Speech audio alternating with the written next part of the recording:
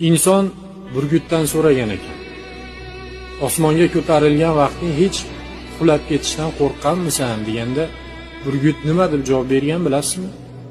Men insonmidimki sal ko'tarilib o'zimni yo'qotib qo'ysam. Ba'zi bir insonlarda ishi yurishib qolsa, sal ko'tarilib qolsa, atrofidagi hali qiyin kunida yonida bo'lgan insonlarda mensimaydigan insonlar bo'ladi. O'sha insonlarga tegishli. Eshiting. Alloh sizni bir deganda osmonga ko'tarib qo'ydimi? Yerga tushirib qo'yishi ham shunchalik oson. Yo'qqa ketmang.